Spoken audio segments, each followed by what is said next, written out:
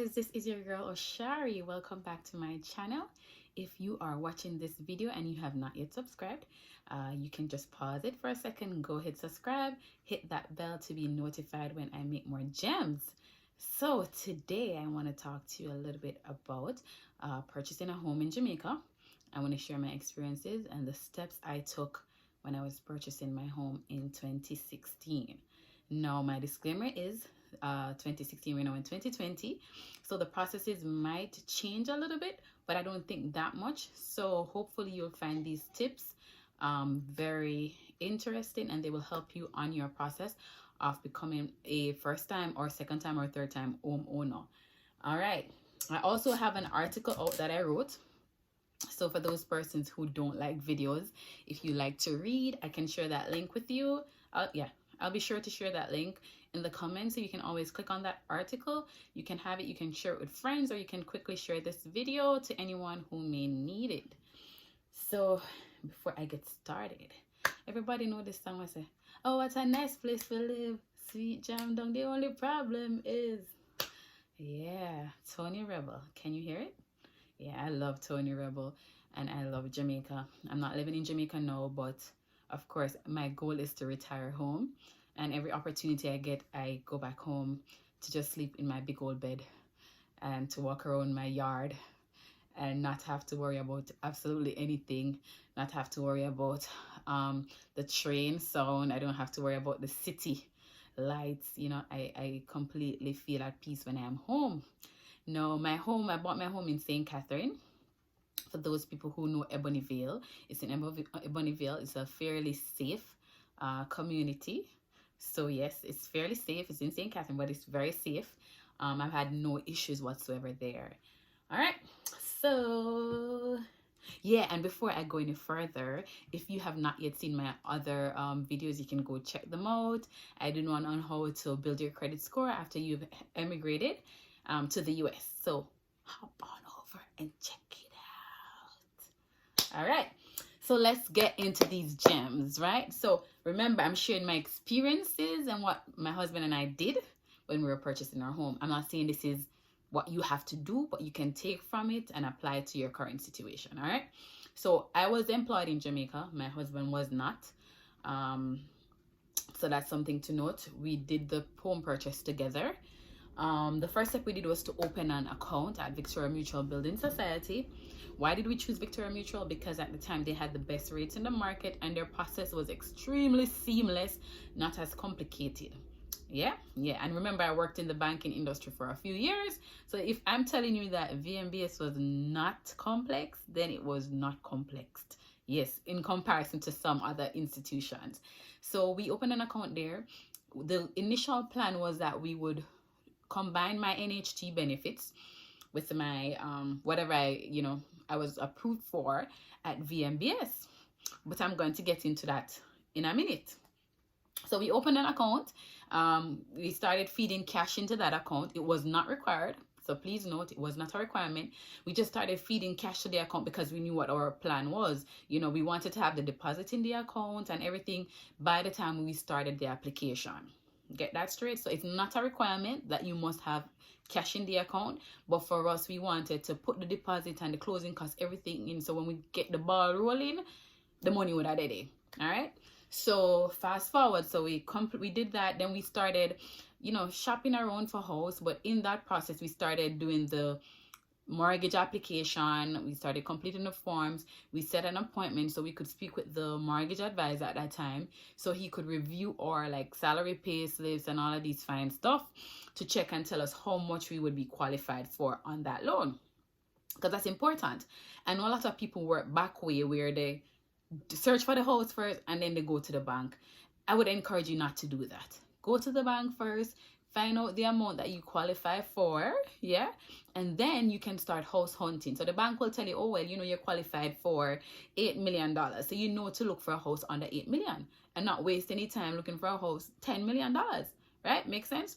So with us now, we knew exactly the amount that we were qualified for, right? So we started house hunting.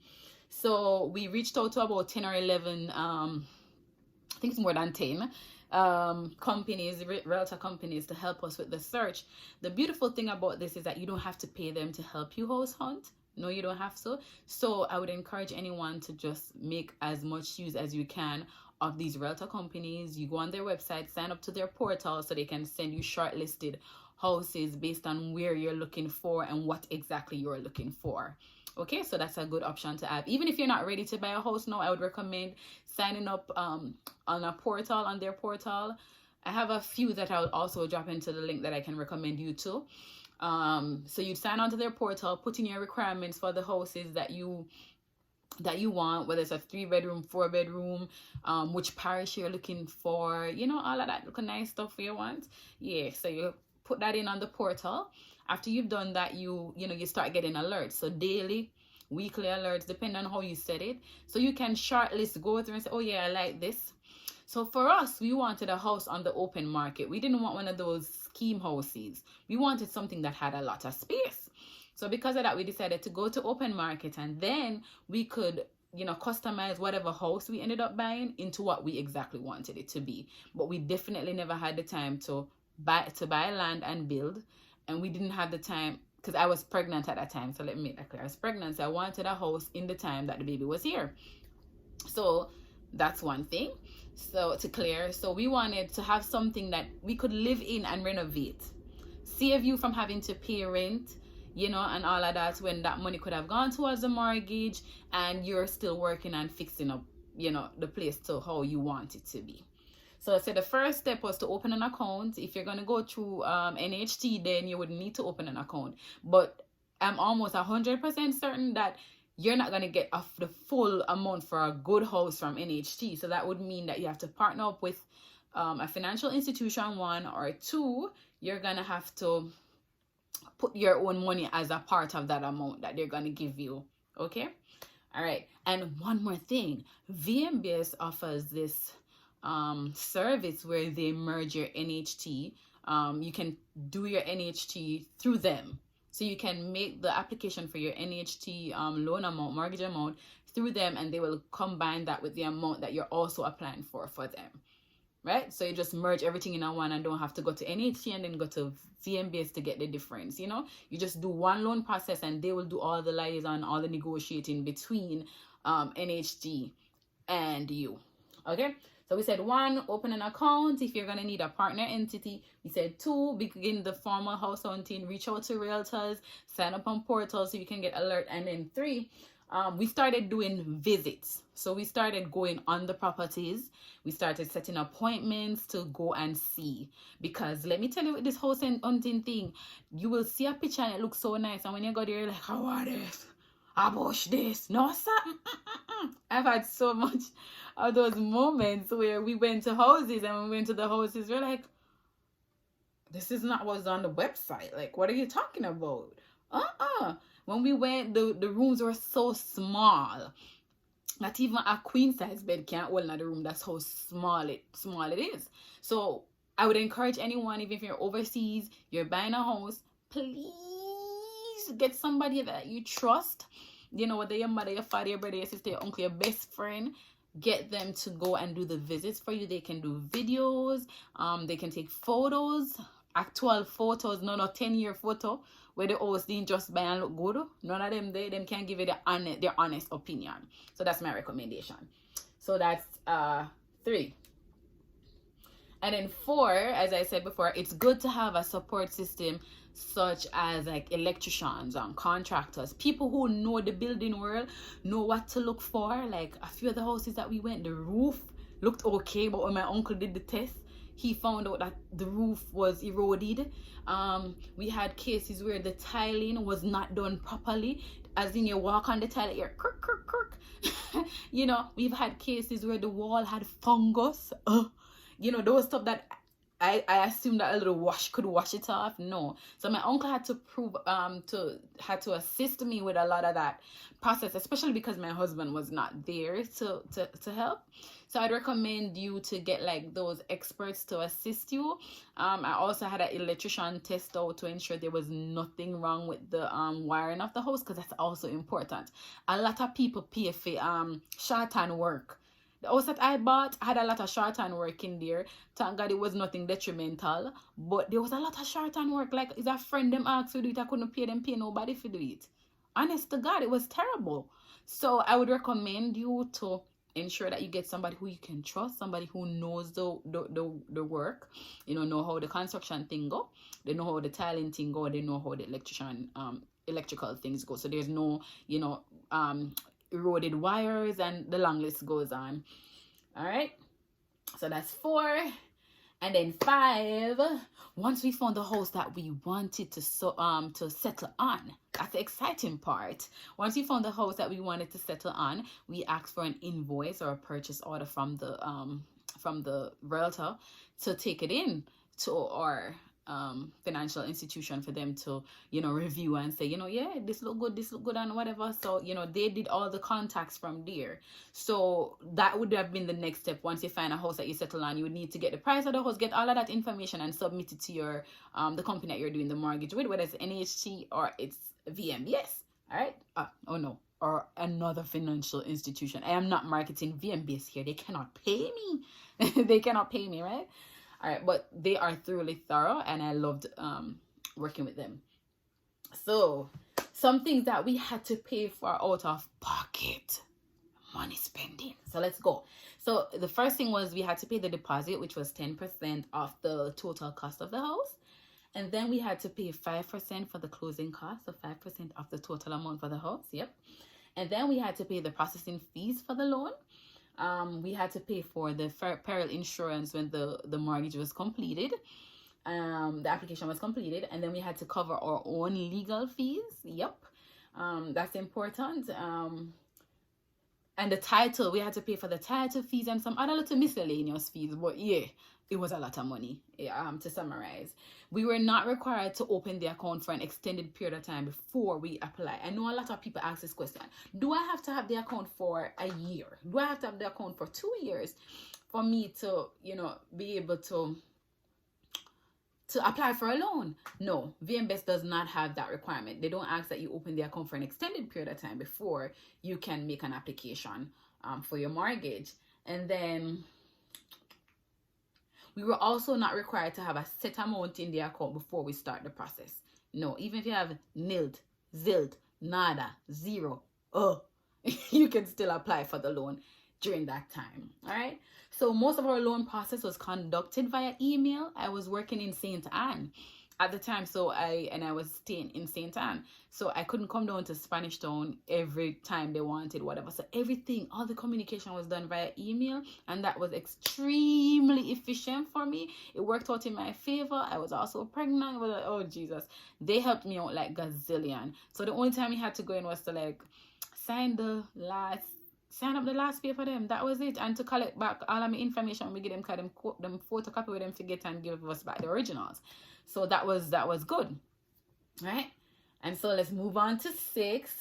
We then had to secure a surveyor and do a survey report, for the bank needed that before they could move forward to ensure that there was no violations on the property. That's very important, right?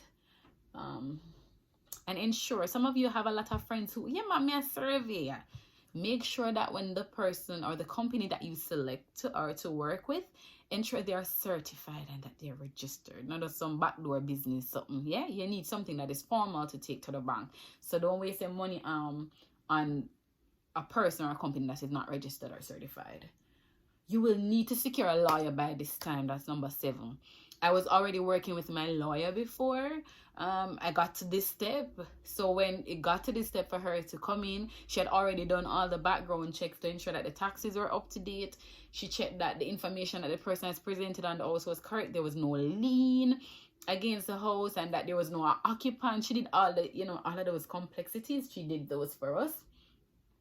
And then 8, we also had to pay for a valuation report to ensure that the value of the house was accurate for insurance purposes. This is very important as well for the property tax.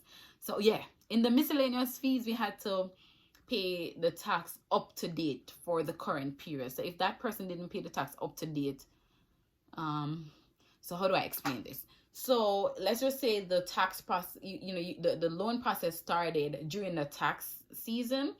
That person will pay right up to the point that is approved. The loan is approved. After that, you're pretty much on your own. And the loan can be approved, but it still takes 3 or 4 months for it to like fully go through. So you would be expected to pay that amount after the mortgage has been approved. Okay, get what I'm saying?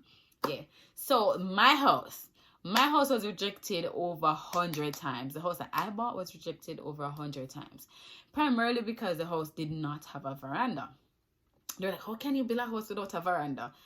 I asked the same question when I saw the house. Like, where's the veranda? The house look weird. But I fell in love with the house immediately upon sight. It was going for $15 million, and she ended up taking it down to 12, and then she ended up taking it down to 10, and then she ended up taking it down to $8.2 million. And it's a 5-bedroom, 3-bathroom. We have a living hall, we have a dining hall, we have a kitchen, one kitchen only, yes. We have a washroom, we have a veranda, yeah. We have a carport, and we have a storeroom. So yes, all of that for $8.2 million. And the room, them don't small. My living room is so huge. The dining hall is huge. Yes, and the kitchen is really huge.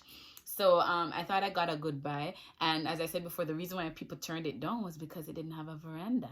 They were like, oh no, we can't.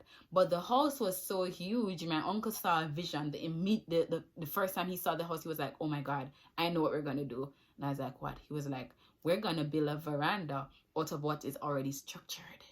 So he took a part of, we have a little sitting area that was at the front before we converted it to a living room. So he just took that entire sitting area and just converted it to a living room. So we had to chop out the walls. And then we had grills put in. It's cute. I'm going to send y'all some photos. After this, you'll see the before and after photos. So let us do a quick recap. I'm sure I made it sound simple, right? So the first thing we're going to do is, if you're not going through NHT, you're going to need to open an account at a financial institution that does mortgage solutions. My recommendation is check out VMBS. Yep. 2, you're going to start your formal house hunting, which is very important. After you started your formal house hunting and you shortlist to some houses that you like, you're going to set up viewing so you can go and view the houses in person. Not what you see online, not what you see in the paper, not what somebody tell you about it. You need to go and see it for yourself, right? So that's 3. 4, it's good to have a support system in place, people who you can trust, such as a contractor, an electrician. Once you've shortlisted the house, let the electrician and the contractor go with you to check out the house, ensure that there's no damage, nothing that is going to cause you a problem. I know people who buy a house, and trust me, them lose till them can't lose no more, because they have to always be repairing. Just like when you buy an old car and the old car and stop give you trouble, you just have to spend. So I know people who found themselves in that situation. So that's 4, right? And then 5, once you find the house that you want to submit the offer on, get the documentation from the realtor, such as the pricing for the house and any other documentation they have. You submit that to your mortgager, the company that you're taking the mortgage from, so they can review and they'll tell you if there's anything that is outstanding. Some things that I paid down on, I had to pay the 10% deposit, the 5% for the closing costs. I had to pay processing fee, I had to pay the title fee, I had to pay for legal fees.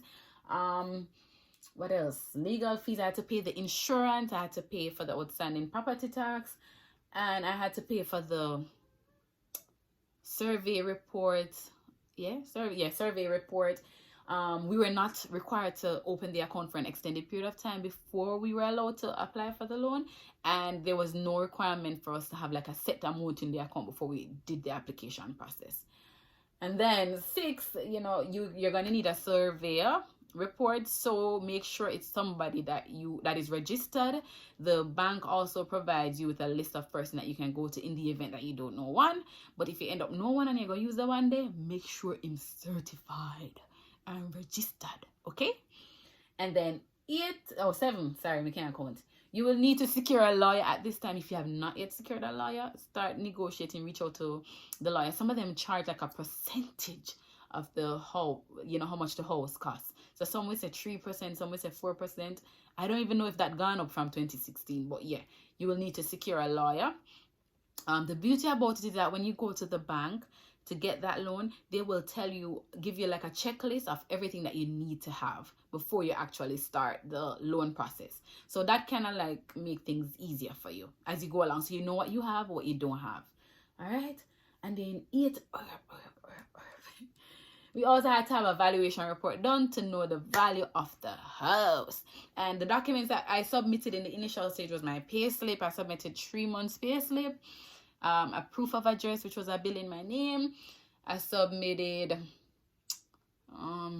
pay slip, my salary my income verification letter. I also had to submit that. ID TRN had to be submitted as well. If you have any contribution at NHT, then they'll ask for that letter from NHT to show, contribution letter from your employers to show what you have contributed, what they have contributed on your behalf to NHT. And then my husband, because he was residing overseas, he had to send those documents as well as a credit report. So that was the only thing different. So he submitted the same thing I submitted, with the exception of a credit report, because I didn't have to submit that, but he had to. We also had to show any assets that we owned, like anything we name in a car and whatever we own, land we own. We had to show all of them something there, them niceties. But yeah, so pretty much that's it. I am excited to share with you the before and after photographs. You're gonna see them right after this. So thank you so much for listening to this video. If you think it was helpful, please share it with somebody who may need it.